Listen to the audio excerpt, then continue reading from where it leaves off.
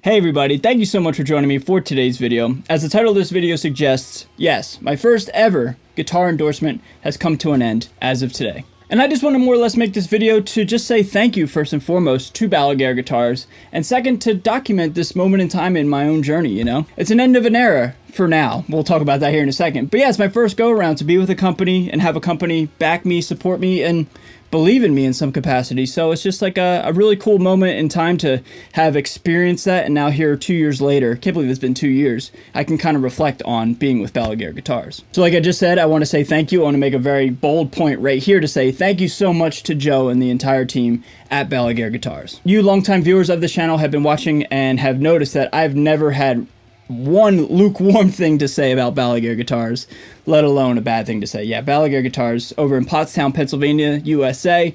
It's a great company, man. I sincerely love them all so much. So thank you guys. In preparation for this video, I came up with 3 bullet points on what I learned from Balaguer Guitars throughout my 2-year tenure with them. First and foremost, the thing I learned is what I personally like in terms of specs with a custom guitar. Balaguer Guitars was gracious enough to give me 2 select customs, and I learned a lot from these guitars. I have this one right here, the 30-inch baritone, the Silverburst one, that I took all the way to California and back. And this one right here, my 25.5-inch scale Toro. This guitar has slowly but surely become one of my favorite recording guitars, and especially for leads. But these guitars, not only do they look good and they sound great, but I learned a lot from them. Like, for instance, they're basically the same exact guitar, just different scale lengths, right?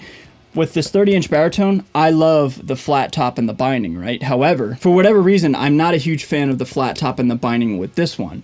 If I could change this guitar, I would have made a contoured, like a forearm contour and no binding. But for whatever reason, it just works on the baritone. And that literally comes down to nothing other than personal preference. Like, why do I like a flat top 30-inch baritone, but I don't like it on like a standard scale guitar? I think it has to deal with just the way you're playing like a baritone versus a standard tune or standard scale length guitar.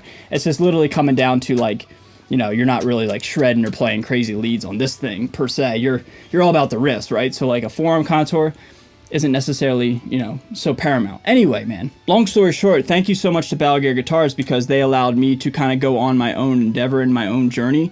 And going forward, if I was to ever spec out another guitar from anybody, I kind of can use these as like reference points, you know? So for that, I learned a lot, and I'm really thankful for that. The next thing I learned in being with Balaguer Guitars for the last 2 years is Balaguer Guitars, they're taking off, man. They're a force to be reckoned with. They've been a powerhouse for quite some time in the niche custom shop market, but slowly but surely, they're starting to release and produce more and more production guitars.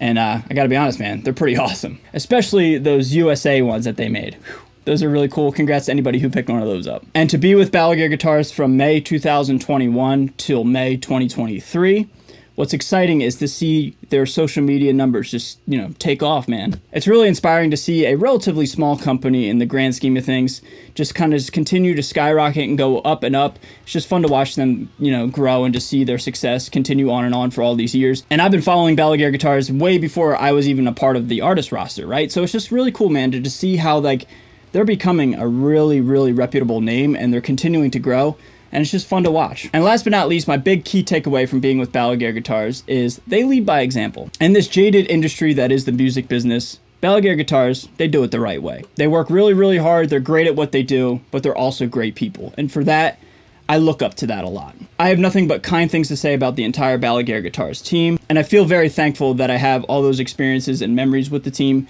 throughout the last 2 years. So to wrap up this video, if you've noticed that I didn't say like I'm leaving Balaguer Guitars, I said my first go round has ended, because that's truthfully what is going on. Meaning, I just kind of want to stay like a free agent for right now and kind of just, you know, let the dust settle and just kind of just decompress for a little bit.